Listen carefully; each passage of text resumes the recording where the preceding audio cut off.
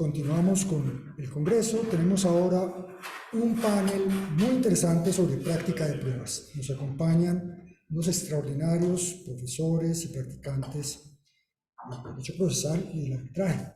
La doctora Carolina Posada, conocida por todos, el doctor Ulises Canosa, el doctor Bernardo Salazar, el doctor Felipe González y como moderador el doctor José Cano, a quien le doy la palabra.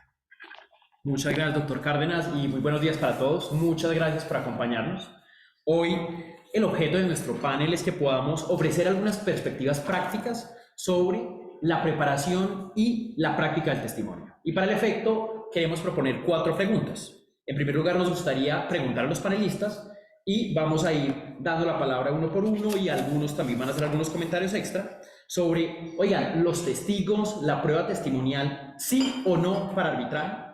En segundo lugar, queremos abordar un poco cómo es la preparación de la declaración escrita para arbitraje internacional a cargo del doctor Bernardo. En tercer lugar, cómo se regula el testimonio en arbitraje nacional y específicamente en el Código General del Proceso a cargo del doctor Ulises. En cuarto lugar, qué hacer y qué no hacer en la práctica del testimonio. Y en este punto, los doctores Carolina y Felipe nos van a dar sus comentarios y finalmente vamos a dar un espacio para preguntas del público. Entonces, quisiera empezar y abro la palabra a todos. Los testigos, ¿sí o no? No sé, doctora Carolina, si quiere darnos algunos insights al respecto. Bueno, muchas gracias, José. Buenos días. Muchas gracias al Comité Colombiano de Arbitraje por la invitación a estar acá con ustedes. Yo soy conocida, por lo menos en mi oficina, como doña Depende. Entonces, pues la respuesta es depende. Sí o no, no me comprometo. Los testigos son útiles, a mi juicio, cuando no hay documentos. Yo particularmente prefiero los documentos, prefiero la prueba contemporánea a los hechos y en ese sentido me parece mucho más útil tener cartas, correspondencias, correos, actas, donde queda registrado realmente lo que pasó en el momento en que se estaba dando la controversia. Los testigos generalmente o siempre hacen su declaración con posterioridad a que ocurren los hechos y por lo tanto su declaración de alguna manera va acompasada o está fabricada en el buen sentido de la palabra conforme a la teoría del caso que ha dado el abogado. Entonces no necesariamente se corresponde con lo que pasó. Entonces, para ser ya digamos que muy concreta, si no hay documentos, sí; si hay documentos, no. Si hay hechos que no se pueden probar con documentos, por supuesto que sí. Felipe, y desde el arbitraje internacional, ¿qué opina usted? José, mil gracias. Primero que todo, buenos días a todos, a los que nos están viendo virtual y a los que están acá presencial. Muchas gracias al comité por la invitación, al doctor Juan Pablo. ¿Quién es el comité? Uno habla del comité es el doctor Juan Pablo. Muchas gracias, doctor Juan Pablo, por la invitación, como siempre, muy amable. A ver, José, yo creo que eso es un tema que no es tanto de arbitraje nacional o internacional, yo creo que es digamos, a través de todas las disciplinas, digamos, y de cualquier, en general, método de resolución de disputas que sea adversarial, digamos. Mi respuesta es un poco siguiendo la línea de Carolina: testigos sí cuando no hay documentos, pero yo creo que testigos sí también cuando se quiere probar otra cosa. Yo creo que los testigos tienen otra función muy importante. A ver, claramente la memoria del testigo es siempre débil, digamos, y hay estudios que muestran cómo los testigos, digamos, no tienen la memoria exacta y demás, y de hecho cuando sigamos en este panel vamos a ver cómo parte es la preparación del testigo para hacer la propia declaración y para prepararlo para el contrainterrogatorio de la otra parte. Pero yo creo que más allá de la memoria de los testigos, porque yo estoy con Carolina que para eso están los documentos, yo creo que hay veces que la decisión de tomar un testigo no es estratégica en el sentido de mostrar la historia. Y cuando uno está en un arbitraje internacional, lo primero que uno hace es hacer su teoría del caso y hacer algo que los anglosajones llaman el theme de su caso, que es como el tema que yo quiero tratar, ¿sí? Y yo creo que para eso los testigos son muy importantes, porque los testigos sí pueden mostrarles o pueden demostrar al tribunal que uno es el bueno en la película y que el otro es el malo, que eso no te lo dan los documentos muchas veces. Entonces esa subjetividad un poco que a veces juega dentro de la teoría del caso, creo yo que el testigo lo da. Entonces mi respuesta sería la misma de Carolina y complementarla con esto. Si dentro de la teoría del caso, dentro del theme que usted quiere mostrar, está, digamos, o juega un papel imponer los testigos, sobre todo los representantes de parte, los que tienen un papel muy directo, y uno tiene un testigo bueno que puede mostrar su caso y su teoría subjetiva del caso, por así llamarlo, yo creo que son importantes. Ok, me parece muy interesante cómo entonces amplía un poco el espectro de pruebas. Y doctor Ulises, de pronto, no sé si quiera referirse un poco a los testigos técnicos. ¿Usted cree que eso cambia un poco lo que han dicho Carolina y Felipe? A ver, yo partiría de la base para dar la respuesta a la pregunta de la carga de la prueba. Yo creo que hay que tener como supuesto que incumbe a las partes probar el supuesto de hecho de las normas que consagran el efecto jurídico que ellas persiguen. Entonces, cuando uno redacta la demanda, cada pretensión debe tener un supuesto de hecho o causa para pedir, y cada supuesto de hecho debe tener una comprobación a través de un medio probatorio. Por lo tanto, cuando uno hace la estructura de la demanda o de la contestación, que es lo mismo pero visto desde la contraparte, pues uno tiene que definir qué pruebas va a pedir, entre ellas testimonios, documentos, dictámenes, dependiendo de los supuestos de hecho que uno esté colocando para edificar sus pretensiones. Habrá casos en los cuales la prueba de testimonio resulta inconducente, habrá casos en que resulta impertinente, habrá casos en que resulta inútil, pero habrá casos en que resulta absolutamente necesaria porque no se cuenta, por ejemplo, con otros medios de prueba, o porque, como lo acaba de decir Felipe, pues es muy conveniente escuchar a una persona que haya intervenido en unos determinados hechos que son los que se van a discutir. Entonces creo que al hacer uno esa estructura de demanda o la contestación debe tomar la decisión partiendo de esos supuestos. Y lo que lo determina al final también, pero al final, después de lo anterior, es la estrategia. Ahora, en lo que respecta al testigo técnico, el Código General del Proceso pues permite esa mezcla entre lo que es el testigo que conoce simplemente hechos y el que puede emitir juicios de valor, y eso pues uno lo tiene que definir cuando en el proceso se requiere la aportación de conocimientos especializados, técnicos, científicos o artísticos, que también lo define el caso particular. Doctor Bernardo, ya un poco más en términos generales del testimonio, ¿cuál es su opinión? Sí, mira, pero igual quisiera como referirme un poquito en general a esa pregunta que tú hiciste al comienzo, con unos comentarios generales. La importancia de testigo sí, testigo no. Yo creo que estamos, digamos, viviendo una etapa procesal en general en la que se ha mutado de una altísima importancia por el testimonio a una relativa importancia por el testimonio. Hace muchos años, digamos, la prueba por, digamos, esencia en los juicios era el testimonio. Y en tradiciones jurídicas como la del common law, la prueba testimonial es de suma importancia, de relativa importancia quizás para una tradición del civil law. Pero dado que con el avance de la tecnología, la gran mayoría de los hechos se han podido documentar de diferentes formas, la eficacia del testimonio se ha vuelto un poco relativa. Y como decía Carolina, se ha vuelto en algunas ocasiones, o se ha empezado a decir que casi, digamos, como de un segundo nivel frente a la prueba documental contemporánea a los hechos. De manera que si el hecho debatido se puede probar con una prueba documental, pues resulta un poco sucedáneo de esto la prueba testimonial. Sin embargo, hay que tener en cuenta que la declaración testimonial no solamente se usa para probar el hecho debatido en el proceso. Y en línea con eso, pues Felipe hacía mención a la importancia del uso del testimonio para la prueba de la teoría del caso, que no incluye solamente probar el hecho debatido en el proceso para surtir la carga de la prueba. Aspectos relacionados con esos, ¿cuáles son? Por ejemplo, el testigo que explica en qué consiste el proyecto. Ese testigo no explica el hecho relacionado con el debate del proceso, explica el contexto de dónde se suscita el conflicto. Por ejemplo, explica en qué consiste el proyecto de infraestructura, describe el proyecto y eso ilustra en contexto a los árbitros.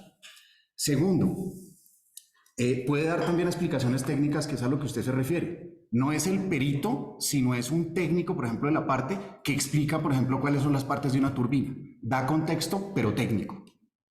Y finalmente, también puede haber un testimonio que se refiere a pruebas documentales ¿Para qué? Para explicar cuál es el sentido de lo que él, por ejemplo, quiso decir con un documento, ¿sí? O eventualmente para darle contexto a esos documentos igualmente, contexto contemporáneo al momento en el que ocurrieron los hechos, no al momento en el que declara. Entonces digamos que la prueba testimonial no solamente sirve para cumplir con la carga de la prueba, sino para estos otros aspectos dentro de un proceso.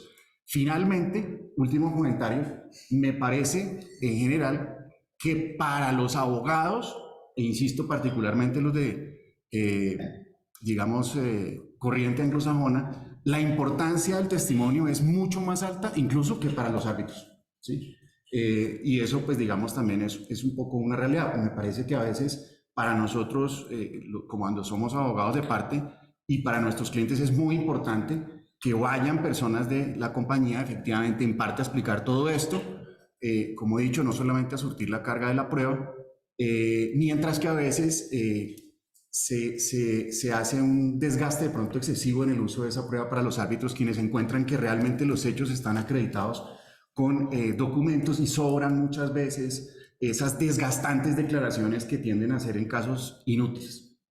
Bueno, creo que hay como dos puntos de encuentro que podemos resaltar. El primero, la prueba testimonial sirve mucho cuando no tenemos otra prueba y por ende cumple un papel esencial para la carga de la prueba. Y segundo, nos puede dar elementos adicionales para dar contexto, para apoyar la teoría del caso, entre otros, y hay que tener una consideración especial de qué tanto nos puede aportar el testigo técnico para una ilustración adicional sobre esos puntos específicamente técnicos o artísticos. Ahora, doctor Bernardo, quisiera preguntarle un poco de esa etapa inicial en arbitraje internacional de preparación de una declaración por escrito de un testimonio. Sí, perfecto. O sea, muchas gracias. Yo tengo una presentación que quisiera compartir con ustedes en relación con ese tema. Entonces, básicamente, ¿a qué se refiere esta parte, digamos, de mi explicación? La declaración del testigo en arbitraje internacional, en la práctica, se suele hacer, en la mayoría de los casos, a través de una declaración escrita del testigo.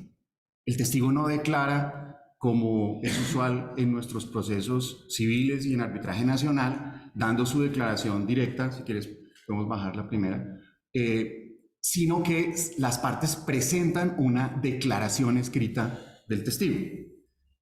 ¿Por qué se hace eso? Básicamente por una razón de eficiencia. Pensemos en el contexto de un arbitraje internacional. En un arbitraje internacional en el que las partes normalmente pertenecen a jurisdicciones diferentes, sus apoderados están en jurisdicciones diferentes, en estados diferentes, se hace una concentración de la práctica de la prueba real. Es decir, en el término de una audiencia, de una semana, máximo 2, se recaudan la totalidad de las pruebas. Entonces, es mucho más eficiente que el testigo rinda su declaración inicial por escrito, con lo cual se gana todo el tiempo de esa etapa de una declaración directa del testigo, y usualmente la etapa de la audiencia corresponde a la contradicción de ese testimonio directo que se hace en la audiencia, en caso de que se solicite. No necesariamente tiene lugar tampoco esa contradicción. Debo mencionar que el origen de esta, digamos, forma de practicar la prueba no es un invento del arbitraje ni del arbitraje internacional. Esto tiene sus orígenes en el derecho inglés. Las cortes inglesas, particularmente en casos civiles de negocios comerciales y propiedad, se presentan las declaraciones escritas de los testigos, quienes después deben o pueden comparecer por solicitud de la contraparte a hacer la ratificación correspondiente y los contrainterrogatorios. Es una institución trasplantada del common law y que, como ustedes saben, precisamente lo mencionaba, el arbitraje internacional implica una convergencia de tradiciones jurídicas y se implantó esa forma práctica, totalmente práctica y eficiente de recaudar la prueba testimonial. Ahora, esa redacción de ese documento, de esa declaración, usualmente se hace con los abogados. No es un documento que el testigo hace solo, sin ningún tipo de guía de su puño y letra. La práctica desde esa tradición que describo, es que los abogados apoyan al testigo en la elaboración de ese documento, de forma que los hechos queden organizados y claros para el juez o para el árbitro.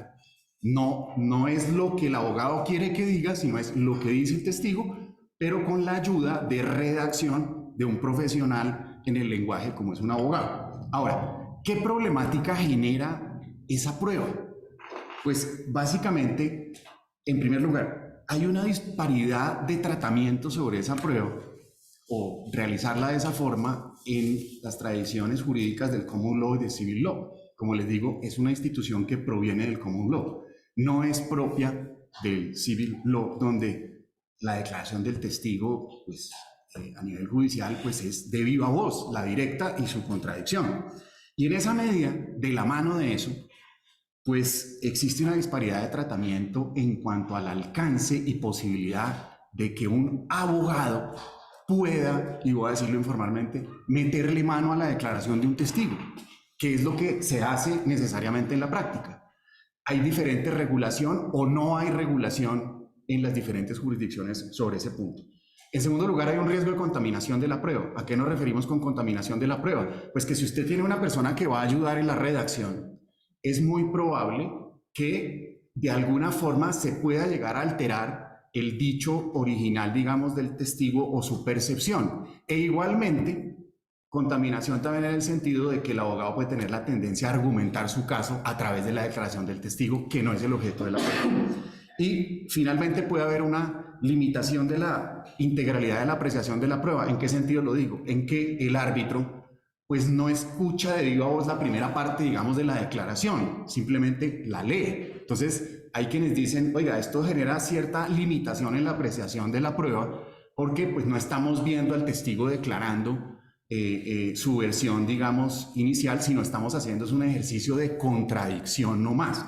Eso pues tiene también su discusión al respecto, digamos, de qué tan deficiente puede ser eso frente a la utilidad que reporta en eficiencia tener ya esa declaración. Muchos de nosotros hemos visto el esfuerzo enorme que hay que hacer para que un testigo que uno lleva para un directo, efectivamente pueda explicar lo que corresponde a sus hechos y muchas veces incluso termina diciendo algo que no es, por nervios, por confusión, etcétera. Todo eso se evita realmente en la práctica con una declaración de testigo directo.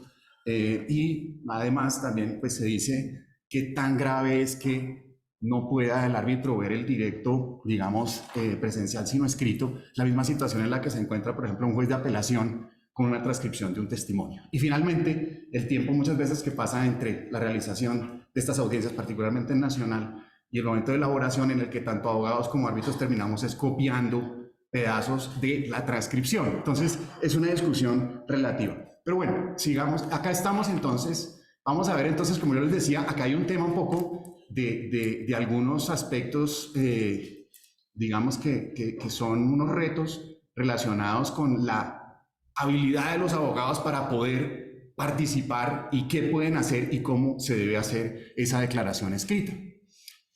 ¿Cuál es el sustento para que esto se pueda hacer? A nivel internacional está básicamente las reglas de la IBA, International Bar Association, que es soft law, no es ninguna ley, ningún tratado, ninguna convención, por supuesto, y básicamente hay dos instrumentos de la IBA. Las reglas de la IBA en representación de parte del año 2013, básicamente tiene dos principios. Dice, los abogados, parte en un proceso arbitral en el que se incorporan estas reglas, o bien por la cláusula o bien por el acuerdo que han hecho las partes ya dentro del arbitraje, tienen la posibilidad de asistir al testigo en la redacción de su declaración escrita. Y en segundo lugar, tienen la posibilidad de reunirse con el testigo para eso. Finalmente, simplemente señala un principio y es el abogado no debe hacer otra cosa diferente de que procurar la propia versión del testigo en esa declaración escrita. Sigamos. Ahora, ¿qué dicen las reglas de la IBA sobre qué debe contener el documento de declaración escrita? Ese documento debe contener, básicamente, menciona 5 cosas. Es una, digamos, regulación muy somera. lo que esencialmente tendría cualquier declaración oral, que es la identificación del testigo, lo que llamamos un poquito sus generales de ley, y asimismo se refiere a la descripción detallada de los hechos, sin hacer ningún tipo de calificación sobre cuáles hechos. Y la fuente de la información del testigo sobre cuáles son esos hechos, los documentos en los que se basa, y si son documentos diferentes de los que están en el proceso, los puede aportar con esa declaración. Finalmente debe decir el idioma en el que originalmente se redactó, porque el idioma en el que se presenta puede ser diferente del que se redactó, y una afirmación de la veracidad de la declaración testimonial y su firma. Ojo que no es un juramento, si ustedes se fijan, que hay una diferencia importante también. Simplemente él manifiesta que es verdad lo contenido en ese documento. Ahora bien, ¿qué otros, qué otros documentos o lineamientos existen al respecto? Hay algo, digamos, importante que me parece a mí compartir con ustedes en relación con la posibilidad de reunirse y elaborar este tipo de declaraciones y las sugerencias que existen al respecto. Y es las contenidas en el reporte de la CCI del año 2020 sobre precisión de memoria de los testigos. Una task force de la CCI que se puso a estudiar este tema y a mirar un poco cómo se podía hacer una maximización del valor probatorio de esta prueba testimonial con los retos que implica la elaboración de la misma a través o con la participación de abogados. Y básicamente, ¿qué fue lo que se revisó en este estudio? Mire, la prueba testimonial es una prueba que, si se hace, digamos, de esta forma, claramente es una prueba que es susceptible de tener, digamos, algún tipo de afectación como consecuencia de la exposición del declarante a información posterior a la ocurrencia de los hechos. Entonces, desde las solas preguntas que le puede hacer el abogado en la preparación de esta prueba escrita, hasta los documentos que él pueda ver durante ese proceso, reuniones que sostenga con otros declarantes eventualmente, o discusiones que se tengan al respecto, pueden afectar la versión que va a dar esta persona. Y básicamente ese estudio, digamos, se basa en ejercicios, digamos, técnicos, científicos, psicológicos que se han hecho al respecto. Y quiero darles, por ejemplo, unos ejemplos de cómo preguntas, documentos, reuniones pueden llegar a afectar si quieres devuélvete un segundo. Miren, por ejemplo, cómo una pregunta puede afectar lo que uno contesta, y están contenidas en ese estudio. Si usted coge unos testigos, por ejemplo, en el ejercicio que hicieron, y les preguntaran qué tan larga fue la película a unas personas que vieron una película, y otra pregunta formulada como ¿qué tan corta fue la película? Las personas que contestaron la primera pregunta, ¿qué tan larga?, dijeron 130 minutos en promedio. Y los que contestaron ¿qué tan corta?, dijeron 100 minutos. La forma como usted pregunte puede incidir en la respuesta del testigo. Una pregunta similar: ¿vio usted algún faro delantero roto? ¿O vio el faro delantero, vio el faro delantero no roto? ¿Vio alguno o lo vio no roto? También la forma como preguntaba incide en que usted tenga la tendencia o no a contestar más proclive que si lo vio roto o no lo vio roto. Es en relación, por ejemplo, con preguntas. Si usted se reúne con otra persona para recapitular unos hechos, puede que su memoria se contamine. Será un ejercicio donde pusieron películas diferentes a personas que las vieron simultáneamente y después les dijeron, reúnanse en parejas y les hacemos unas preguntas sobre la película. Las películas eran diferentes, los testigos no sabían, y la información que daba uno al otro contaminaba la visión y terminaba diciendo cosas que no habían pasado. Por eso se refiere a las reuniones. Y finalmente también hay, en relación con muestra de documentos o reuniones con abogados, hicieron un estudio donde dieron un caso y dividieron los grupos de personas, hicieron un caso hipotético con una información y divididos los grupos, algunos de los grupos les presentaban un memo elaborado por un abogado que daba, digamos, una información sobre un hecho, sobre si había ocurrido o no un hecho. Quienes no habían visto ese memo, al contestar la pregunta, contestaban en su mayoría como si ese hecho que estaba contenido en el memo como que había ocurrido, efectivamente no había ocurrido. Quienes vieron el memo fueron mucho más proclives a aceptar como cierto que eso había ocurrido, sin que eso necesariamente no hubiera ocurrido. Entonces, ¿eso por qué lo comento? Porque entonces la forma como usted prepara la declaración, desde el momento en el que usted se entrevista con el testigo para ver qué es lo que va a redactar que supuestamente ocurrió, desde las preguntas, reuniones con otros testigos, documentos que usted le muestra al testigo, pueden incidir en lo que finalmente declara el testigo y que sea menos preciso de la realidad. Entonces, en este sentido, la CCI, en esa fuerza de trabajo, hizo algunas sugerencias que no son reglas, que no son obligatorias, que no necesariamente se tienen que adoptar, pero que son interesantes de tener en cuenta. Y dividió, digamos, algunas de estas sugerencias en abogados internos, abogados de parte, porque es que los testigos primero tienen contacto con el abogado interno. Voy simplemente a mencionar, pues la idea de esto es tener también una visión práctica. ¿Qué sugerencias tiene esto respecto del abogado interno, el abogado de parte? Incluso hay respecto de los árbitros, pero por limitación de tiempo no lo vamos a alcanzar a hacer. Respecto del abogado interno, primera persona que tiene contacto normalmente con los testigos, son unas recomendaciones básicas. Primero, mire, intente documentar los hechos al momento en el que ocurren. Entonces pidan reportes cuando ocurre el siniestro, entonces en el generador, ya los ingenieros que hagan un reporte, pero contemporáneo. 3 años después no van a recordar lo mismo, no va a ser tan preciso. No se reúna en grupo para efectos de recordar los hechos. Basado, fíjense en los ejercicios que les digo, si usted se reúne en grupo y reúnen a los 4 ingenieros, se puede contaminar la memoria de ellos. No le dé explicaciones de la teoría del caso que nos decía Felipe, eso ya corresponde a los abogados. Si usted empieza a los testigos a explicarles la teoría del caso, probablemente se van a empezar a alinear, no necesariamente con la verdad, sino con esa teoría, y preserve, digamos, las pruebas oportunamente. El abogado de parte, que les estamos viendo, sugieren, oiga, mire, explíquele al testigo que es normal que se haya olvidado de algunas cosas, no es necesario que usted haga una descripción de algo que realmente no recuerda. Aclare, por ejemplo, cuando usted suponga algo, por ejemplo, hay una reunión, él la tiene en su agenda o en el calendario. Eso no necesariamente significa que él asistió a la reunión, él la tiene agendada, él supone que sí asistió a la reunión, si no lo recuerda exactamente. Entonces, distinga también entre lo que usted recuerda o lo que alguien le dijo o lo que leyó. La fuente de información del testigo es importante tenerla clara.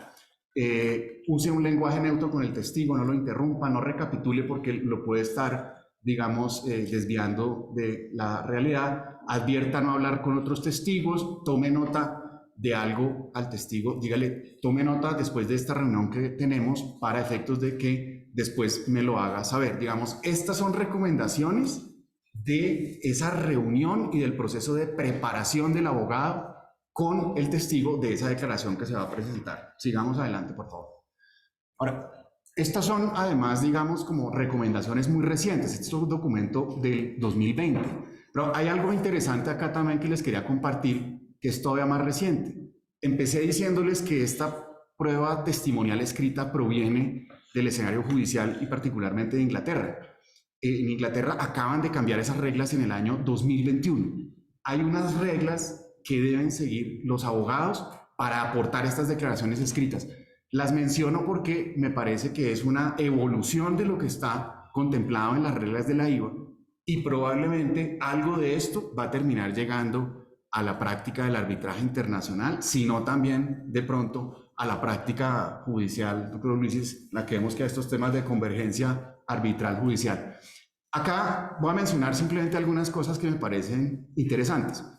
A diferencia de la IVA, que tiene simplemente unas líneas muy generales, precisa algunas cosas. Mire, en estas reglas que es las Practice Directions de 57 que aplican a juicios comerciales y de propiedad, dice no simplemente los hechos, son los hechos que deben probarse en juicio, lo que estaba precisamente diciendo Carolina, o sea, son los hechos, en primer lugar, pues, relevantes para esto de prueba en juicio. los que se le preguntaría a la parte en juicio, es decir, ahí tienen los elementos de conducencia, pertinencia y utilidad. No es cualquier cosa, es lo que usted le podría preguntar a un testigo en juicio que está sujeto a esos requisitos. De los que tenga conocimiento personal y define qué es tener conocimiento personal. Debe ser concisa, no debe tratar de argumentar el caso ni de ofrecer pruebas de opinión, que es lo que en la práctica pasa con estas pruebas a nivel judicial y arbitral, que se volvieron declaraciones de 25 páginas en las que casi que está argumentado el caso a través del testigo. Entonces eso, tanto a jueces como a árbitros, se les volvió un desgaste, digamos, en lugar de tener una declaración precisa, concreta y útil, es un documento extensísimo que realmente no cumple el propósito y que, digamos, termina como desviado de su finalidad probatoria. Bueno, debe estar escrito, mire la diferencia con la IVA, debe estar escrito en el lenguaje del testigo.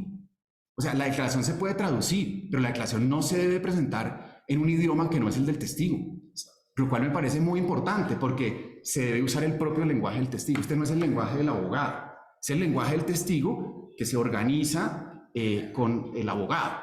Y igualmente, pues debe hacer referencia a, esto es importantísimo, a qué documentos vio y cómo fue, digamos, esos documentos que tuvo en cuenta para hacer esa declaración, para tener claro precisamente ese efecto de su memoria, si está refrescado o no y con qué. Sigamos, por favor. En general, no se debe referir a documentos, que es lo que también suele pasar con estas declaraciones, que empiezan a transcribir el contrato, el memo. Eso no es, digamos, el objeto de esta prueba, esa no es la idea de la prueba. Finalmente, también debe incluir unas manifestaciones, digamos, de que, ya vamos a ver, o sea, se debe incluir que él entendió el documento, o palabras como cuando recibió, conoció en el pasado el documento. Acá lo importante es el contexto en el que ocurren los hechos, no un testigo que hoy está diciendo qué piensa de un documento, cómo ve el caso. No, es su visión en el momento en el que conoció los hechos. Es decir, en principio no se refiere a documentos, no es un abogado, no está alegando y solo se puede referir a documentos para efectos como estos. Probar o cuestionar el documento, su fecha, su autenticidad, si él lo recibió o no lo recibió, qué fue lo que entendió. Para eso es para lo que se debe referir, nada más. Sigamos, por favor. Básicamente, un par de cosas acá. Hay un tema aquí muy interesante y es que se exigen no simplemente la manifestación de que sean ciertos los hechos, que es lo que tiene las recomendaciones de las reglas de la IVA, que simplemente dice es cierto lo que está contenido en este documento. Se exige ahora una confirmación de cumplimiento. ¿Esta en qué consiste?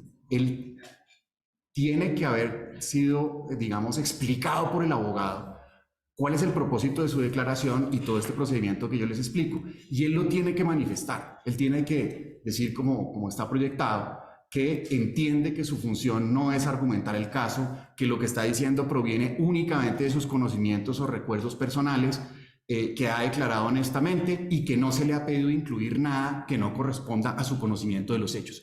Y además, siguiente, por favor, yo puedo bajar esto.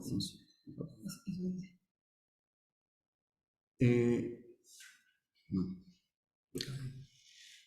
El abogado también tiene que emitir un certificado de cumplimiento. El abogado tiene que certificar que le explicó al declarante, digamos, todo lo que ya les he mencionado, y tiene que, digamos, manifestárselo, en este caso estoy dirigido al juez, para darle, digamos, la certificación correspondiente a que cumplió con este procedimiento y queda, digamos, así permitido presentar esa declaración. Si la declaración no tiene alguno de estos dos, no podrá ser tenida en cuenta, no podrá ser recibida.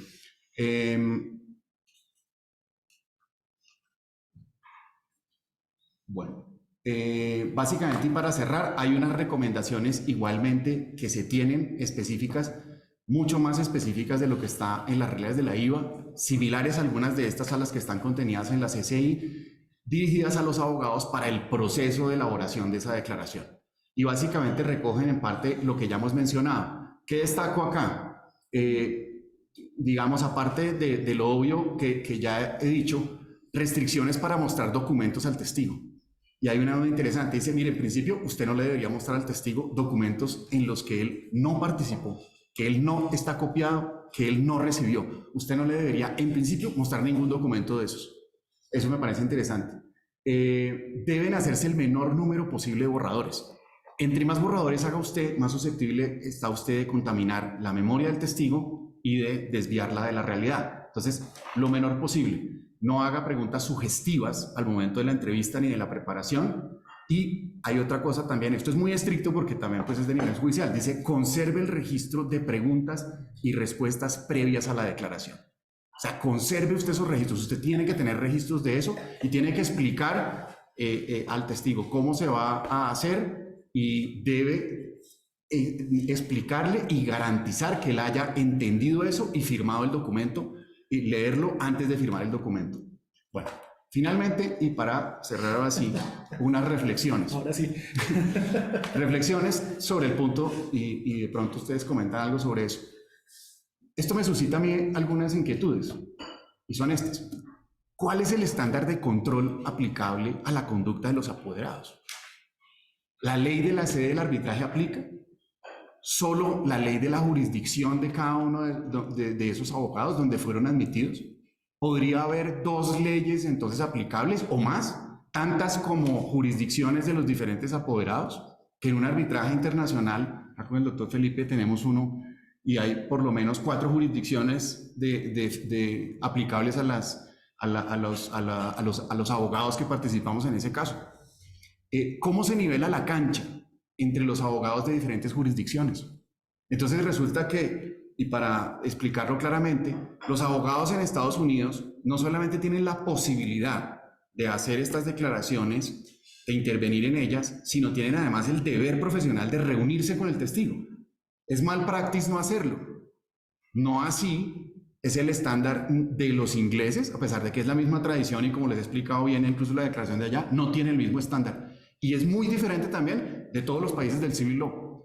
Algunos países europeos han empezado a crear excepciones, una especie de reglas antidumping, para permitir que en el arbitraje, no en temas judiciales, caso Suiza, etcétera, barras de abogados, Francia, etcétera, decir, oiga, un momento, o sea, estamos en arbitraje internacional, nosotros también nos podemos reunir con el testigo, si no estamos totalmente en una cancha totalmente desnivelada.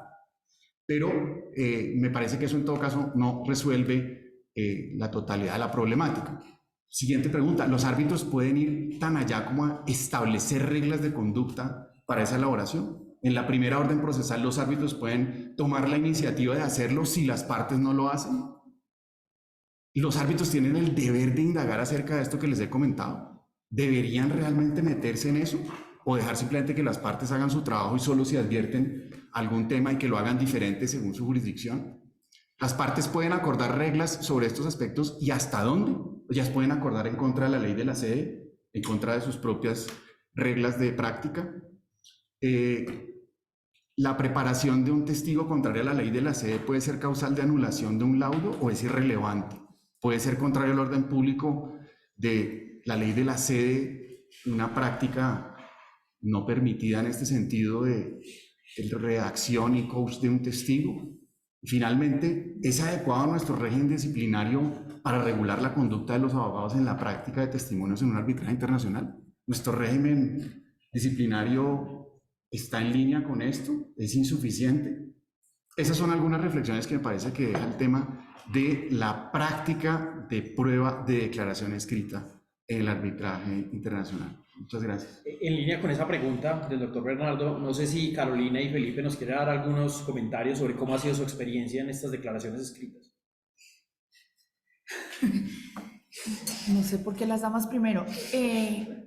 Yo sí quisiera darte algunos comentarios, pero en honor a la verdad, francamente quiero saber qué tanto tiempo tenemos porque no sé cómo estamos de horario y todavía nos falta mucha cosa y teníamos calendario hasta las 11:15, entonces, ¿seguimos? Bueno, entonces... Nosotros llevamos 35 minutos, nosotros, y se supone que nos quedan 40 en teoría. bueno, listo, entonces... expláyese tranquila, no me des ese chance. Entonces, te cuento, digamos que la experiencia es un poco lo que ha planteado Bernardo y efectivamente pues yo creo que todos los abogados de alguna u otra manera hemos incurrido en las malas prácticas que ha planteado y que se están regulando en este momento en el Reino Unido, que nosotros no tenemos. Porque es que es muy difícil, pues o sea, y voy a ser muy honesta, si fuéramos a cumplir todas esas reglas yo no llevaría ningún testigo.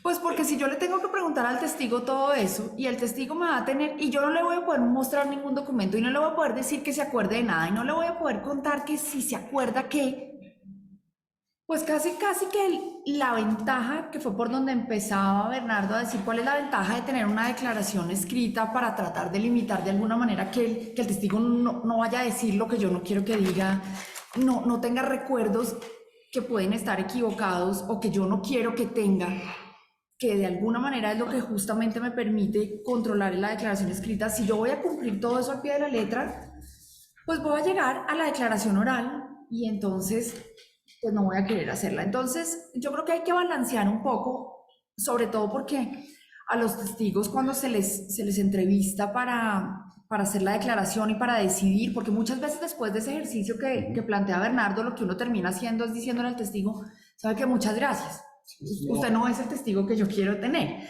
Y yo agregaría un tema adicional que de pronto no mencionó Bernardo, y es, una cosa es entrevistarse con él para hacer la preparación escrita, y otra cosa que creo que hay que hacer y que es un deber del abogado es hacer como un simulacro de lo que va a ser esa declaración en una audiencia, y que probablemente Felipe y yo alcancemos a referirnos más adelante al tema, pero yo puedo controlar la parte escrita, puedo tomar las notas, puedo seguir todas esas reglas, y si mi testigo es nervioso, si mi testigo, no sé, tiene dislexia y entonces cuando lo voy a interrogar confunde las cosas, si mi testigo es súper díscolo y entonces llevado a su parecer y cuando yo lo voy a interrogar dice unas cosas absolutamente distintas, pues tampoco me sirve ese testigo, yo no lo quiero en la audiencia, porque ese testigo, por más de que yo lo pueda controlar en la parte verbal, va a estar, en la parte escrita, perdón, va a estar a expensas de mi contraparte y del tribunal.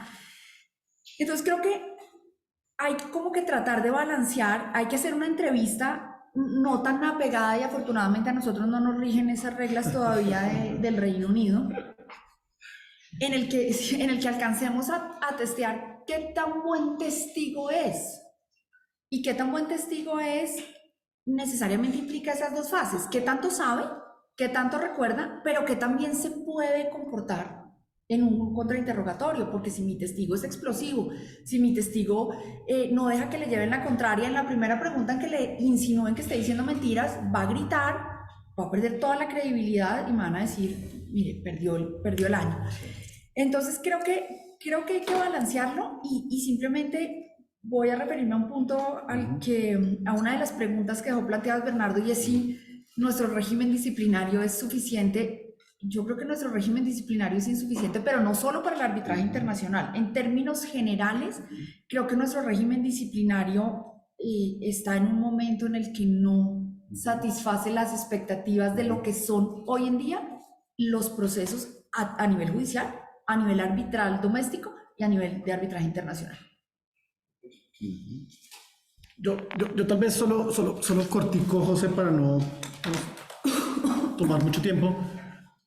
Yo como suscribo todo lo que dijo Carolina, pero me parece, y digamos, algo que me ha pasado a mí en la práctica y que es un tema muy complicado es,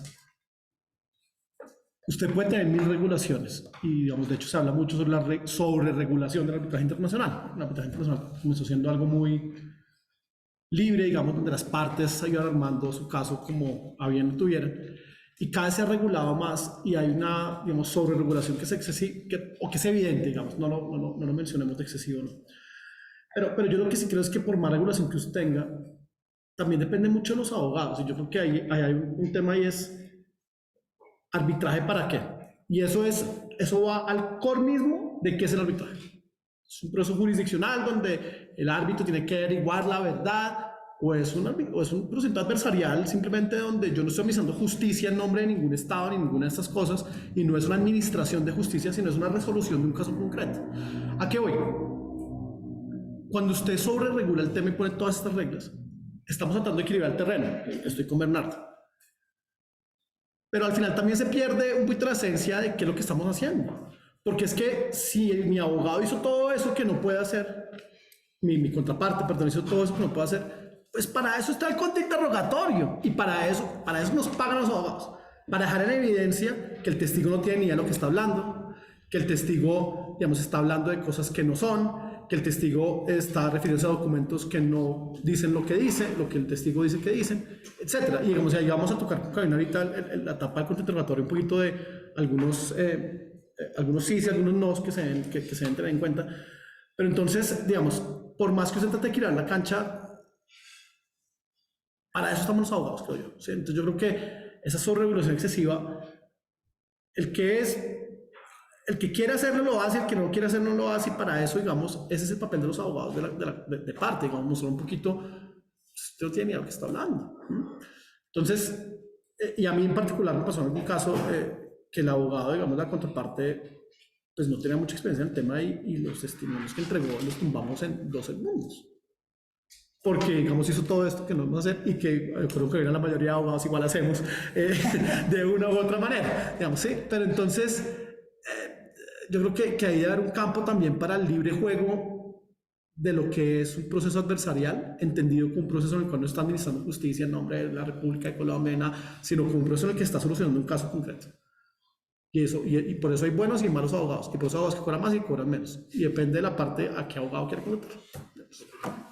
Doctor Ulises. A ver, a mí este tema me parece muy interesante visto desde el arbitraje local y desde el Código General del Proceso, porque como lo decía Bernardo, cuando uno mira hacia atrás, pues esto resulta un poco extraño a nuestra tradición, que es la tradición del derecho alemán y el italiano del civil law, y es más propia del common law. Sin embargo, hay que aceptar que estamos viviendo como un momento de integración del multiculturalismo jurídico, no solo en materia sustancial, sino también en procesal. Y por eso, como lo vamos a ver ahora más adelante, pues son figuras que poco a poco se han ido introduciendo en la legislación local y que yo me anticiparía a decir que serán la regla general en el futuro. Yo creo que para allá vamos, y de ahí la importancia de reflexionar sobre instituciones como las que Bernardo nos acaba de poner de presente. Yo diría que en una futura reforma del Código General del Proceso hay que profundizar ese compromiso de las partes de presentar todas las pruebas, porque es que la práctica de prueba ante el juez o en un arbitraje local demora mucho esa parte instructiva de los procesos, y una tendencia hacia el futuro es hacer los procesos mucho más rápidos. La sociedad reclama eso, y para eso tenemos que las partes que presentar la demanda de una vez con todas las pruebas, sin perjuicio, claro está, de la contradicción que, como lo vamos a ver ahora más adelante, tiene que tener la parte contraria. Ahora, creo que en materia de práctica de pruebas directamente por las partes, pues tienen que haber comportamientos correctos de los abogados, y para eso es bueno que haya protocolos como los que tú acabas de mencionar, que de alguna manera guíen o ayuden a unificar unas prácticas mínimas en procura de no afectar la espontaneidad del testigo, de que haya ciertas constancias que permita confiar en la declaración, porque no podemos llegar a un campo perverso en donde desconfiaríamos totalmente de los testimonios practicados por las partes, y creo que de eso no se trata, sino que haya algunas garantías que nos permita en el proceso judicial o en el arbitraje local confiar en esas declaraciones, sin perjuicio, claro está, como se ha puesto de presente también, que la estrategia resulta muy útil. Hay que hacerle casting a los peritos, a los testigos, a ver cómo se comportan, cómo se someten a un interrogatorio intenso de la parte contraria. Eso es fundamental saberlo, porque no termina uno poniendo en riesgo los intereses que está defendiendo. Mira, un solo comentario adicional. En relación con la práctica de la prueba testimonial escrita presentada por la parte. Tiene ventajas y desventajas, como hemos visto, principalmente su ventaja es la eficiencia. Hay una adicional que yo destaco desde mi experiencia práctica. A mí me parece que nosotros a veces nos enfrentamos a una dificultad como abogados enorme en pleitos complejos en las que no sabemos qué va a declarar el otro testigo. El testigo de la contraparte nos llega a un proceso técnico simplemente con una indicación del testigo declarará sobre los daños causados al equipo, sobre los hechos en que se basan las excepciones. No tiene que hacer mayor descripción. Usted alguna información logra recaudar acerca del testigo y es una sorpresa total lo que puede pasar en una audiencia de esas. Yo creo que en eso este sistema tiene una ventaja. Como digo, esto no es perfecto, pero tiene una ventaja enorme. Es que usted ya sabe por lo menos qué es lo que dice esa persona. El árbitro también sabe. Entonces permite un ejercicio de contradicción un poco más justo. Entonces simplemente lo menciono como una cuestión adicional porque en la práctica me parece que sí es un reto a veces muy complejo que tiene uno. Ok, nos quedan alrededor de 25 minutos. Sí, yo solo voy a de pronto a decir que yo no lo limitaría al tema de los testigos técnicos.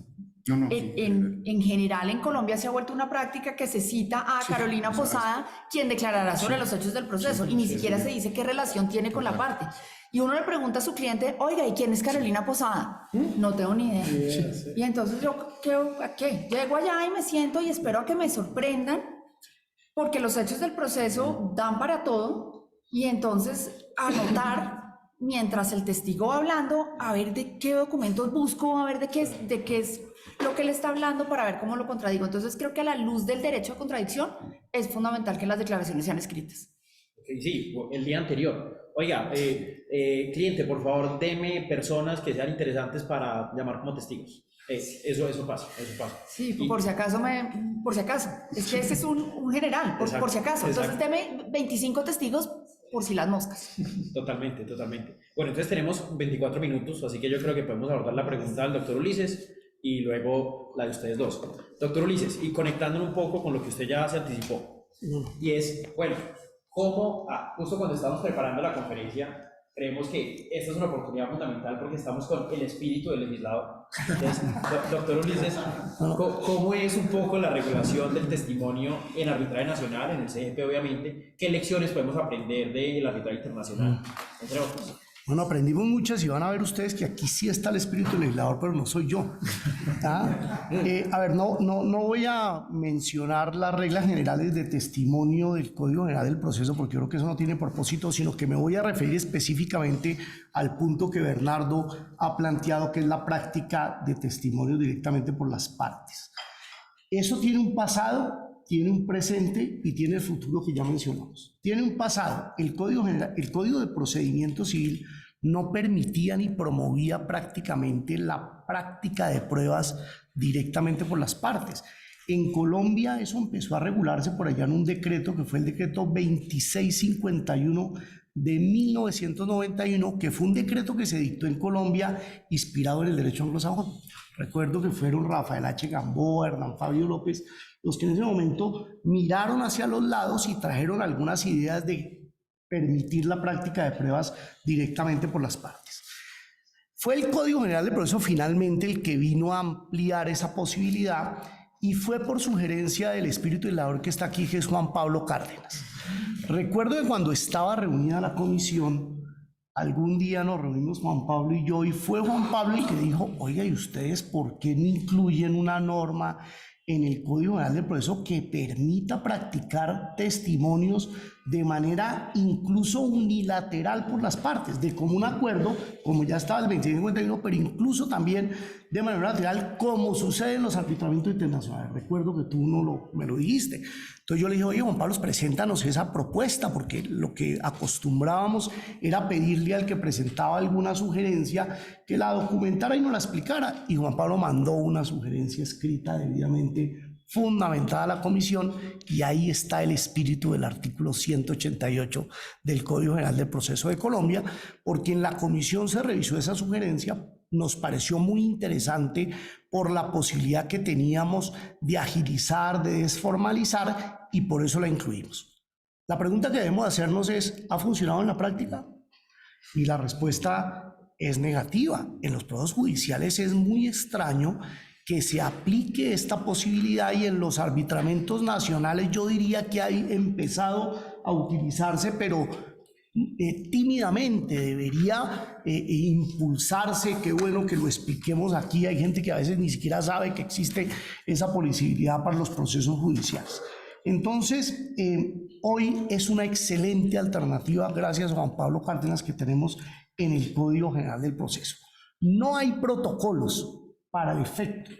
El 188 dice simplemente que la práctica se debe remitir a lo previsto en el 221, es decir, pensando que la prueba la estamos practicando ante el juez, que haya unos generales de ley, que cada pregunta se refiere a un hecho, que las preguntas no sean sugestivas, es decir, no afecten la espontaneidad del testigo, que tú no lo ponías de presente en algunos de los ejemplos, como formulando la pregunta con algunos elementos de la respuesta se obtiene se conduce de alguna manera al testigo. Entonces no existen protocolos. El testigo puede redactar, el código eso no lo dice, pero uno podría decirle al testigo usted redacte, o creo, y lo afirmo enfáticamente, el abogado puede intervenir en la legislación colombiana indicándole al testigo las formalidades sin afectar la espontaneidad del testigo. No se trata que el abogado declare, para decirlo de manera muy elemental, sino que el testigo declare lo que le consta sujeto a las formalidades legales que deben cumplirse para que la prueba pues tenga eficacia en el proceso. Ahora, presentada una declaración, ya sea que yo le pido a Felipe, que es el testigo, que me la redacte en un documento declarativo emanado de terceros, o yo le pido a la persona que vaya a mi oficina y levante un acta o gravo, la presento ante la parte contraria y la ley dice que la parte contraria puede o no pedir la ratificación. Si no pide la ratificación, estamos ya ante una prueba controvertida, porque fue una prueba pública, fue conocida por el otro y tuvo la oportunidad de pedir que el testigo viniera a la audiencia. Si no lo pidió, se entiende que acepta la prueba de esa manera, lo cual no significa que obligue al juez a valorarla en toda su dimensión, sino que le permite al juez pasarla por el tamiz de la sana crítica. Ahora, si yo le pido al testigo, yo como parte contraria, que venga a la audiencia y el testigo no viene a la audiencia, hay norma expresa en el Código Penal del Proceso, igual para el dictamen pericial, que dice que esa prueba no tiene valor. Entiendo que en el arbitramiento internacional hay discusión al respecto. Pues entendía yo que pueden haber excepciones. En Colombia, en el arbitramiento local y en el Código Penal del Proceso no hay excepción. La prueba no tiene valor porque se parte de la base de que no hubo oportunidad de controvertirlo, en la medida en que si es un documento realmente lo que contiene es un testimonio, y la manera de controvertirlo es teniendo la oportunidad de contrainterrogarlo. Ahí han habido algunas interpretaciones en la jurisprudencia, en la doctrina. Algunos dicen que entonces es un indicio, porque convertimos el indicio en la caneca de la basura del derecho probatorio, entonces lo que no es otra cosa, decimos que es un indicio. Yo diría que es una interpretación equivocada, yo diría que hay que aplicar la norma estrictamente, y ahí no hay nada, porque el indicio es un hecho plenamente probado, del cual se infiere otro, y no puede haber algo plenamente probado con una prueba que no se terminó de practicar. Por lo tanto, ahí no habría un medio de prueba. Ahora, eso puede generar algunas vicisitudes en la práctica, ¿no? Que el testigo no pudo venir por fuerza mayor. Pensemos que el testigo se murió. ¿Qué pasa si el testigo falleció? Ahí la historia es muy útil para recordar soluciones. El Código de Procedimiento Civil, antes del decreto 2282, trae una figura muy curiosa que se llamaba los testigos de abono, que eran la forma de ratificar el testimonio del fallecido, que era traer otras personas que venían y decían que el muerto era bueno y que su palabra era una escritura. Recuerdo que fue Hernán Fabio López, un ilustre profesor de este país, el que en la comisión redactora del decreto 2882 dijo: eso hay que eliminarlo, porque eso es una figura, nadie se puede volver garante del testigo de un muerto, y además porque no hay muerto malo, decía él en la reunión, y tenía razón. Entonces eso se eliminó y hoy no hay la posibilidad de ratificar. Entiendo que en el arbitramiento hay alguna discusión, que se puede entender que uno puede controvertir con otros medios de prueba. En materia civil, en el Código Penal, por eso el testimonio no tiene valor, no tiene valor. Y lo mismo pasa si el testigo no va por cualquier otra razón. Ahora, diría yo que esas normas hoy son meramente optativas, porque yo puedo practicar los testimonios o puedo pedírselos al juez para que los cite la audiencia. Creo que, y entrando al último punto, al futuro, tenemos que volver eso más preceptivo. Si uno tiene acceso a los testigos, debe ser preceptivo que los presente, porque una tendencia del proceso hacia el futuro, el arbitramiento local afortunadamente tiene término de duración, pero por lo que pasó con el 121 del Código Penal del Proceso de los procesos judiciales no, pues un reto, un desafío que tenemos es hacer los procesos más cortos, y la manera de hacerlos más cortos es con una medida como esta, que resulta muy útil, en la cual, reitero, pues debemos también que cambiar culturas y esperar que los abogados y las partes nos comportemos correctamente, con el propósito de contribuir a que se establezca la verdad en el proceso para los fines de la justicia. Eso sería lo que sería. Muchas gracias, doctor Ulises. Bueno, ahora queremos abordar un poco ya la práctica del testimonio. Y para eso me gustaría que los doctores Felipe y Carolina nos contaran un poco de esos qué hacer y qué no hacer cuando estamos hablando de la práctica del testimonio. Y, Catarina, ¿nos puedes ayudar con la presentación?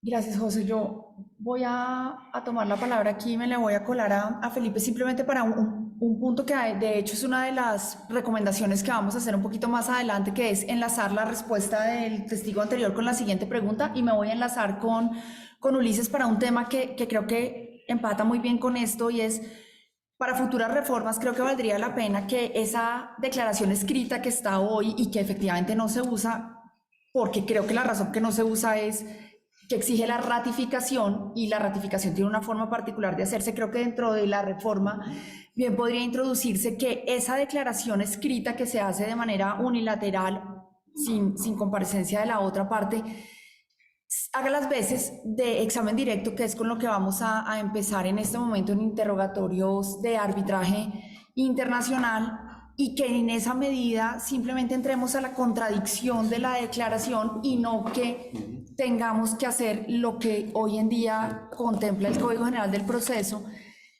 que dice en el 222: para la ratificación se repetirá el interrogatorio en la forma establecida para la recepción del testimonio en el mismo proceso, sin permitir que el testigo lea su declaración. Entonces es todavía más triste, porque yo lo interrogo en la notaría. Con las demoras judiciales que tenemos, lo llaman a los 2 años, y a los 2 años él tiene que repetir lo mismo que dijo, pero no lo puede leer, se lo tiene que aprender de memoria. Entonces creo que ahí hay una oportunidad importante de mejora, y creo que si eso lo hiciéramos, pues sin duda los abogados acudiríamos a los testimonios escritos. Particularmente en mi caso no lo uso justamente por ese tema de la ratificación. Me deja interrumpirla para decirle que de acuerdo, doctora Carolina.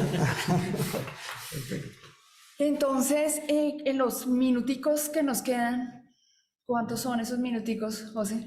Nos quedan 17 minutos. Bueno, vamos a hacer aquí un súper esfuerzo, rapidísimamente. Y no sé si podemos devolvernos una diapositiva simplemente para dar un poco de contexto. Entonces, en arbitraje internacional hablamos de interrogatorio en términos genéricos, e interrogatorio comprende las declaraciones de terceros, las declaraciones de parte, lo que nosotros conoceríamos como un interrogatorio de parte, y adicionalmente las declaraciones de peritos. Todo eso es un género y tiene exactamente las mismas reglas. Importancia, pues que en arbitraje internacional los efectos de esas 4 cosas son exactamente los mismos. En arbitraje internacional no buscamos confesiones y podemos interrogar sin ningún problema a la propia parte en un interrogatorio de parte si se quiere. No tenemos límite. No tenemos límites de preguntas tampoco.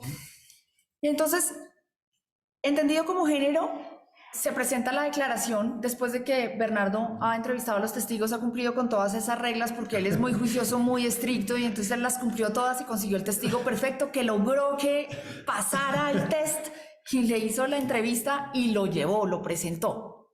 Entonces ya presentado, esa declaración testimonial esa declaración testimonial escrita hace las veces de interrogatorio directo, de lo que nosotros hoy conoceríamos como la primera ronda de preguntas que se le hace oralmente al testigo que yo presento o que yo pido.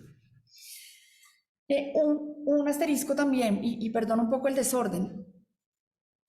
Esta declaración escrita es muy útil cuando yo tengo control del testigo, por supuesto, cuando el testigo es amigo mío, empleado mío, ex empleado mío que no voté y entonces todavía me quiere. Pero hay casos en los que la declaración escrita no es posible porque el testigo no está en control mío, un testigo es un empleado de la otra parte. Por supuesto que yo no puedo ir a decirle, oiga, venga, es que voy a demandar a su patrón, ¿será que usted me puede hacer esta declaración? Pues de pronto me dice que no. Entonces, esto obviamente cuenta para los testigos que están en control mío. Entonces, esa declaración escrita hace las veces de interrogatorio directo. Se puede citar a la parte o al testigo para que comparezca a audiencia y se contrainterrogue. Entonces, esa sería la fase del contrainterrogatorio. Y aquí otro asterisco. Efectivamente, si yo no llamo al testigo, existe una regla en las reglas de la IVA o lo que acuerden las partes en el tribunal pero es un poco menos drástica que la que nos contaba Ulises hace un momento, porque no quiere decir que la prueba es una prueba que fue controvertida y que por lo tanto el juez la aprecia de acuerdo con la sala crítica, digamos que de manera pura y dura, sino que las reglas de la IVA dicen que el hecho de que una parte no llame a un testigo en manera alguna implica que esté aceptando el contenido. Entonces creo que ahí hay como una diferencia, y hay casos en los que en los contrainterrogatorios, pues al momento de determinar si uno llama a un testigo o no, pues decide no llamarlo por muchas razones distintas a que el testimonio sea cierto, sino que de pronto no quiero, no sé, voy a poner un caso muy dramático, pero si es una persona que está en un estado de indefensión, que quedó supremamente afectada con las circunstancias en las que se planteó la controversia, y yo la llevo a que vaya y llore y se queje y el tribunal la vea y genere una empatía, pues lo leyó, y una cosa es leer una declaración, lo decía Bernardo, y otra cosa es oírlo y ver la gesticulación que hace y lo que va a aprovechar a extender. Entonces de pronto yo no quiero tener ese testigo. Entonces voy en contrainterrogatorio. Tercera ronda, es lo que se llama interrogatorio redirecto o reexaminación, y en algunos casos recontrainterrogatorio, que es la ronda de cierre que hay que pactarla. Estas 4 rondas están en nuestro Código General del Proceso. Nosotros hoy en día practicamos interrogatorios así. Entonces, dicho eso, muy rápidamente, porque estamos acosados, pasemos entonces ahora sí, no sé, Felipe, si quieras que miremos el estilo de las preguntas del directo, del contra Sí. y del re, y luego si los sí, si los no. Sí, me parece, pero tal vez que una anotación anterior a esa, muy rápida, es sobre las fases y sobre la no comparecencia del testigo, porque creo que es un tema que el doctor Luis tocó muy interesante. Si el testigo yo llamo y no va, ¿qué pasa? Y acá hay simplemente una aclaración que yo he hecho repetidamente en foros públicos, y no por eso voy a dejar de hacerla, porque siento que cuando uno se aproxima a pruebas de estos temas se da una confusión al respecto. La prueba documental es una prueba documental, así sea escrita. Perdón, Testimonial. la prueba testimonial es una prueba testimonial, así sea escrita. Eso no es una prueba documental, ¿sí? Y tiene unas regulaciones diferentes. Y la prueba testimonial, cuando se acompaña de pruebas documentales, son 2 pruebas diferentes. Y así lo dijo nuestra Corte Suprema de Justicia, una sentencia de anulación de un laudo internacional que hay por ahí. Pero es muy importante porque el hecho de que, digamos, yo haya llamado al testigo, el testigo no fue, aportó pruebas documentales con su testimonio escrito. Así esa prueba documental no haya sido aportada en el memorial de la parte, igual sigue siendo una prueba documental válida, diferente a la prueba testimonial, que no tiene por qué sufrir la suerte de la prueba testimonial. No, porque es una prueba documental que está metida en el expediente doctor y que tiene la oportunidad de controlarla en cualquier momento. Por eso, sí, exacto. sí, Eso es lo que yo por lo que digamos, exacto, la prueba eso es lo que documental, digo. de acuerdo, sí. Porque es que no podemos confundir, y acá lo que pasa y es que se confunde mucho el tema de es que ese documento lo metió el testigo no fue, por lo tanto ese documento no es válido. No tiene nada que ver, son 2 pruebas diferentes. Entonces, digamos, simplemente queda como tocar ese puntico adicional, porque es algo que, vuelvo y digo, he repetido públicamente en varias partes y no me cansaré de hacer. Pero listo, si quieres, entonces vamos y miramos el tipo de preguntas y vamos con los... Ok, entonces hagan de cuenta que eso no está proyectado allá porque todavía no hemos llegado, pero en la fase del interrogatorio directo se luce el testigo. Entonces el testigo cuenta una historia con todas las reglas que ya les dijo Bernardo. En arbitraje internacional, la ratificación, que también existe, toma 2 minutos.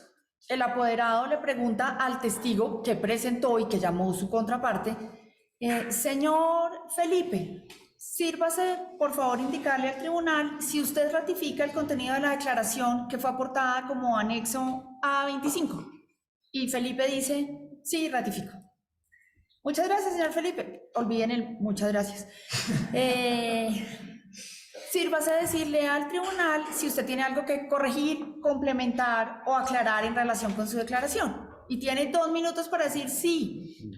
La verdad es que después de que rendí la declaración, me cambié de trabajo. O mire, me di cuenta que hay un error mecanográfico en la declaración. Eso es lo máximo que puede aclarar, corregir, complementar. E inmediatamente después de eso pasa el contrainterrogatorio. Entonces, como ustedes se dan cuenta, pues las preguntas fueron las que quedaron en la declaración, si bien no hay preguntas en la declaración.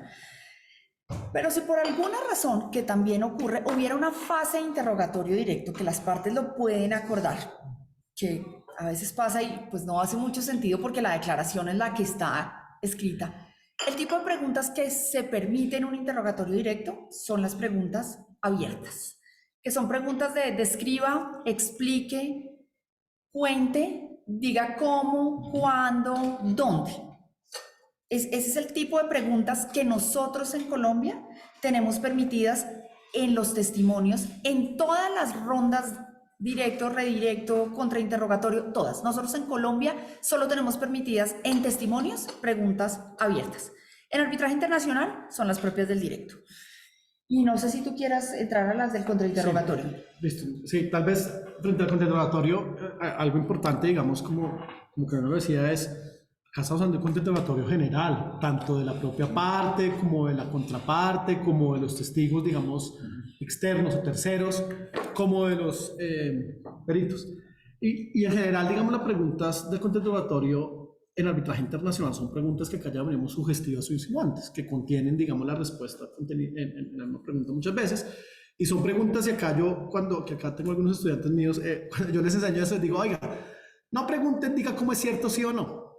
Además, yo siento que eso está mal escrito, pero bueno, mal dicho, digamos.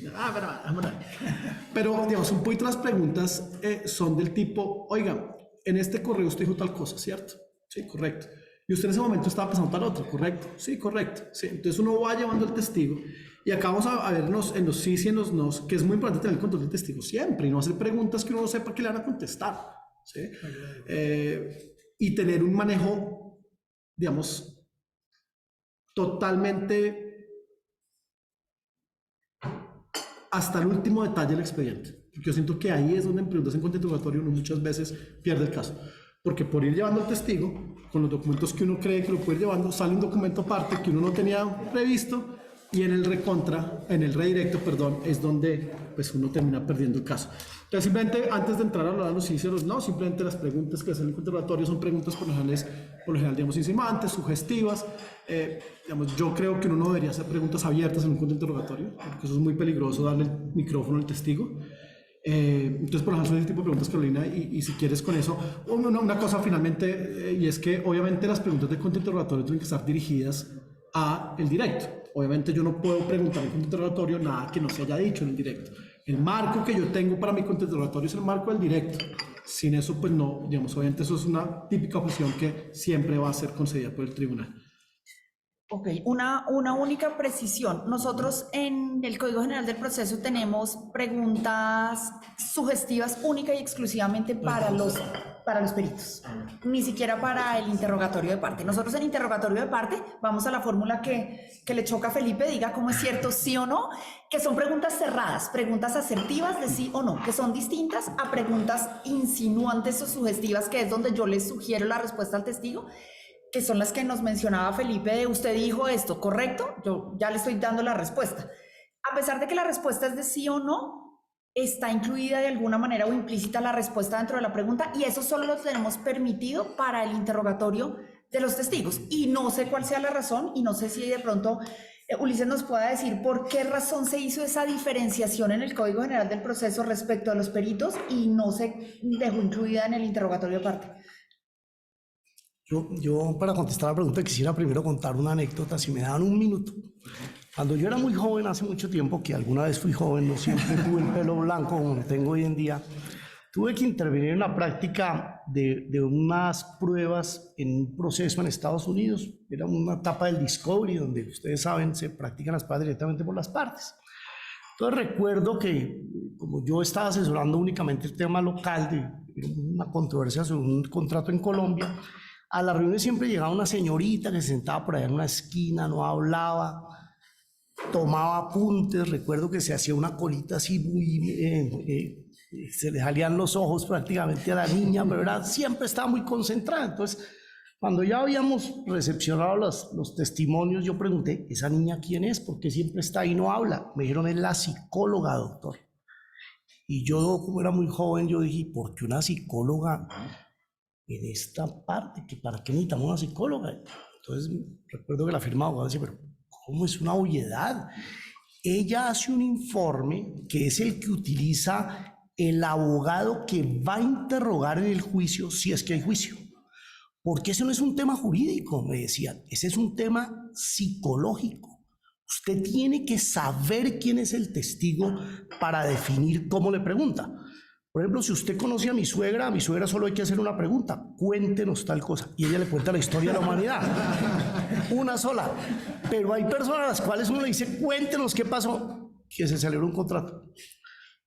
Y tocas, entonces, esto lo cuento, esta anécdota que es muy interesante, es porque uno tiene que hacer un análisis dentro de su estrategia al llevar un caso, de quién es la contraparte, cómo se comporta. La película esta de Código Rojo nos lo muestra cuando se interroga al general, ustedes recordarán, y se logra, apelando a su vanidad, hacer que él confiese que él sabía lo que pasaba en la base militar. Así que es un tema más psicológico que jurídico, y por eso los americanos llaman al contrainterrogatorio el arte de contrainterrogar, y no simplemente una técnica que uno lo pueda resolver con el Código General del Proceso de que si pregunto asertivamente o no asertivamente.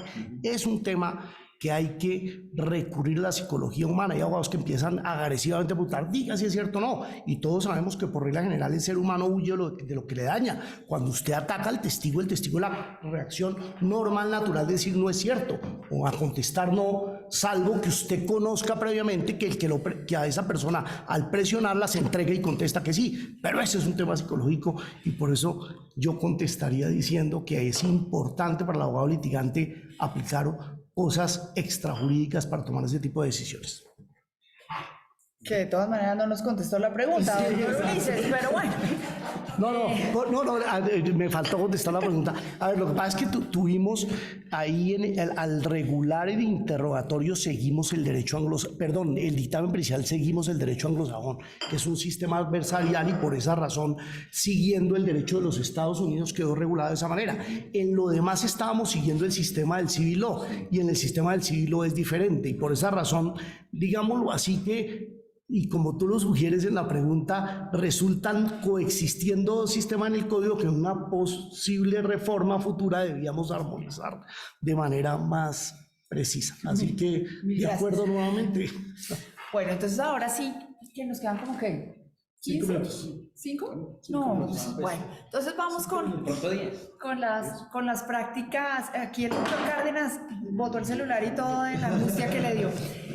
Vamos entonces, Felipe, rápidamente con lo que se recomienda y lo que no se recomienda. Y así como Felipe públicamente ha dicho que él defiende sus posturas, yo públicamente he dicho que esto, por supuesto, no son unos consejos propios, son consejos tomados de expertos que saben interrogar y que se han dedicado a estudiar este tema. Entonces, adelante.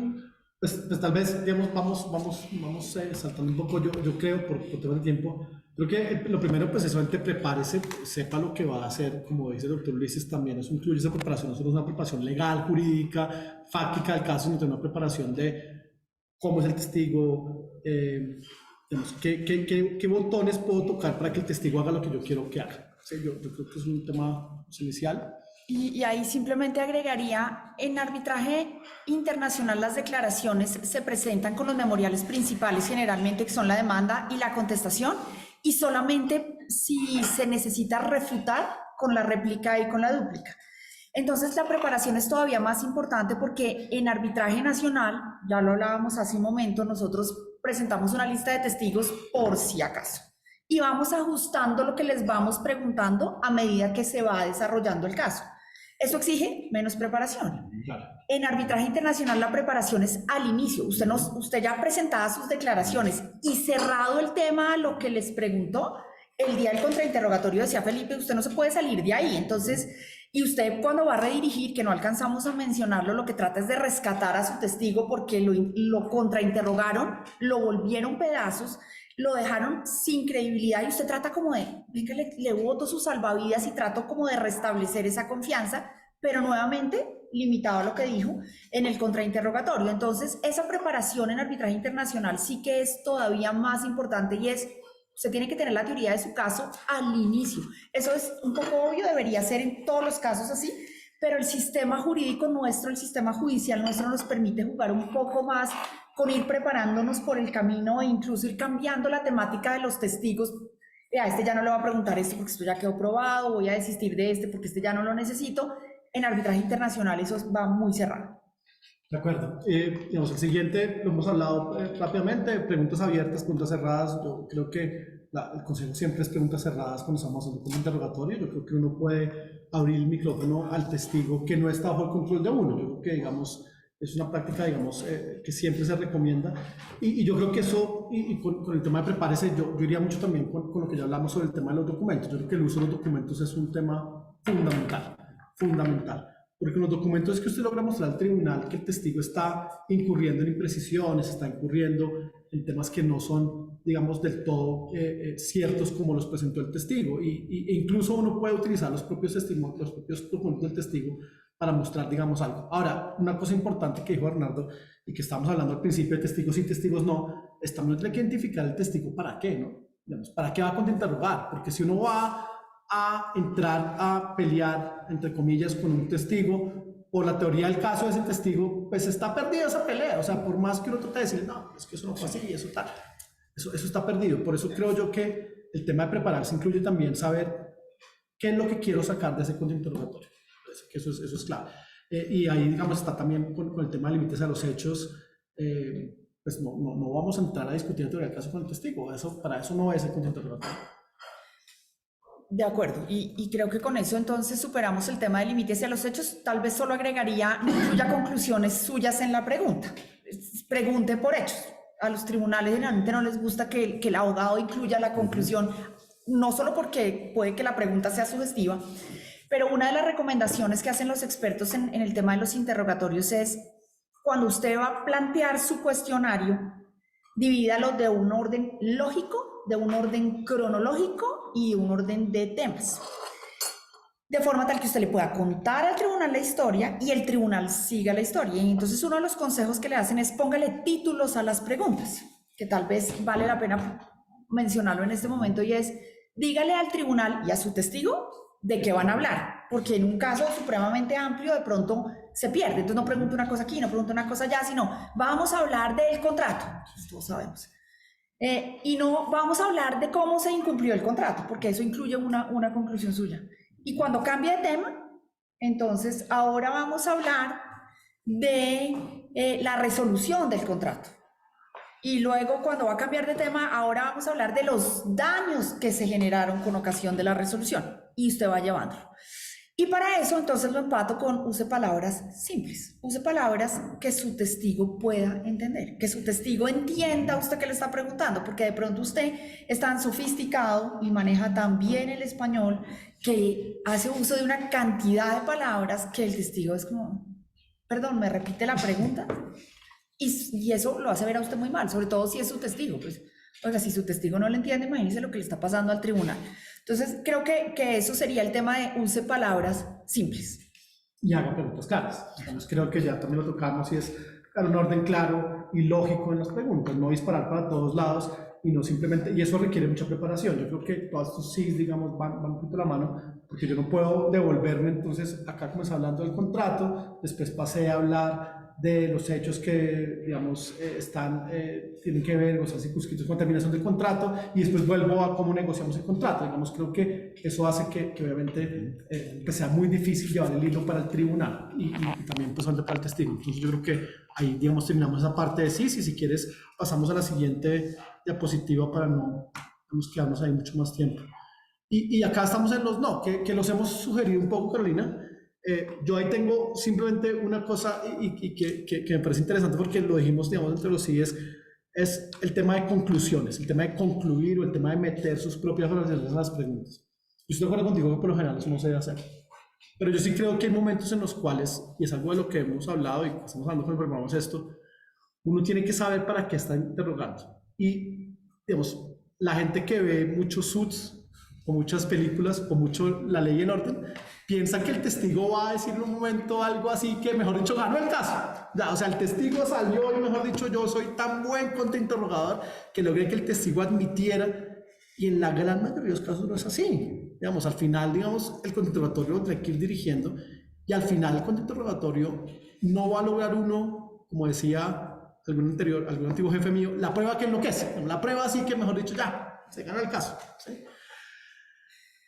Yo sí creo que hay veces que obviamente no es meter conclusiones, sino es testificar por el testigo, digamos, cosa que siempre va a ser objetable y de hecho pues es objetado con pues, en muchas oportunidades, pero yo sí creo que uno puede ir tratando de dirigir al testigo a punta de votar, no conclusiones gruesas, sino cositas. El testigo diga, pero eso es así, ¿cierto? Sí, y eso después uno lo ata con lo que dijo antes y eso lo usa en los objetos de conclusión y logró el efecto que quería. Entonces yo creo que, digamos, con los nos, yo estoy de acuerdo contigo, nunca meta conclusiones, pero también tenga en cuenta qué es lo que está buscando. Siento yo que es un tema súper importante. De acuerdo, y creo que eso empata perfecto con el tema de en qué fase del interrogatorio está, porque así como decíamos que en el interrogatorio directo se luce el testigo, en el contrainterrogatorio se luce el abogado. Y es cierto que se objeta, pero después de dicho, no importa la objeción, porque después de que yo hice el punto y ya dije la conclusión y el tribunal la oyó, pues que el apoderado objete, pues sí, retiro la pregunta, como pasa en Suits. ¿Y qué importa? Pues es que no era una pregunta, era un alegato. Entonces, simplemente los nos los están viendo ustedes en pantalla. Yo creo que de lo más importante en un no, no pregunte si usted no sabe la respuesta. No use documentos si no los conoce todos, ya lo decía Felipe, y nunca lleve un testigo que sea explosivo, que sea terco, que se salga de sí, que usted no logre controlar en el buen sentido de la palabra. Eso cuando es su testigo. Obviamente usted no sabe cómo es el testigo de la otra parte porque usted no lo entrevistó, usted no hizo la reunión. Entonces, ahí el consejo que yo daría es, sea lo suficientemente humilde para darse cuenta de cuando usted no es capaz de llevar el testigo a donde usted lo quiere llevar, porque creo que los abogados tenemos un problema muy grave y vemos muchos suits y vemos mucho cuestión de honor y el red code y queremos que el testigo diga, sí, yo lo hice. Y eso es un tema creo que de humildad. Si ya no pudo, déjelo ir, suéltelo. En la vida yo creo que uno tiene que saber cuándo detenerse, y eso lo voy a aplicar en este momento en mi intervención. Me detengo porque creo que no tenemos más tiempo y esto nos podría dar para la vida, pero sí creo que son como los nos fundamentales. Y una cosita, José, para terminar, simplemente rápido, y es el tema de no intente humillar al testigo. Yo siento que también un poquito llevado por el tema de lucirme. Yo en contrarrelatorio me luzco y yo demuestro lo buen abogado que soy, lo preparado que estoy. Hay dos temas que se tienen que evitar sí o sí, es lo que llaman los gringos el overkill, o sea, el tratar de matar al testigo y dejarlo totalmente desacreditado. Ya el testigo me dijo lo que me tenía que decir, ya lo solté, lo tengo que soltar. Yo no puedo seguir hasta que el testigo termine llorando, ¿sí? Y eso también incluye el tema de no humillar al testigo, o sea, yo no puedo. Hay estilos y cada que abogado tiene su estilo. Hay abogados que son un poquito más agresivos, hay abogados que son un poquito más charlados, hay el abogado que manotea, hay el abogado que manotea de esta manera, hay el abogado que tiene un tono muy bajo, digamos, y esos son estilos y yo en estilos no me meto.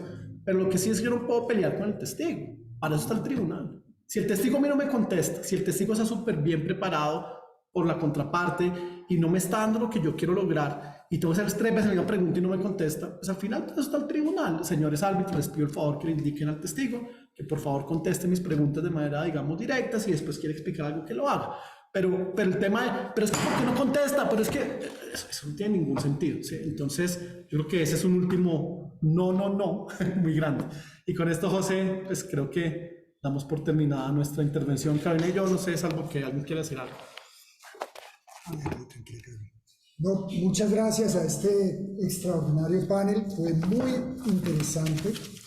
Solo quiero comentarles un detalle sobre lo que ustedes señalaron. Durante la pandemia, en un tribunal, yo intenté que las partes presentaran declaraciones testimoniales escritas. Las partes lo aceptaron cuando se inició el tribunal, pero después, como dicen en Antioquia, no quisieron hacerlo y exigieron que así fuera por la cámara que ellos querían interrogar. Entonces hay un problema cultural, como dice el doctor maestro Ulises, la gente se resiste al cambio. Y sobre las preguntas, yo recuerdo mucho un proceso que llevé con Germán Giraldo Zuluaga, él era el apoderado, yo lo acompañaba en ese caso.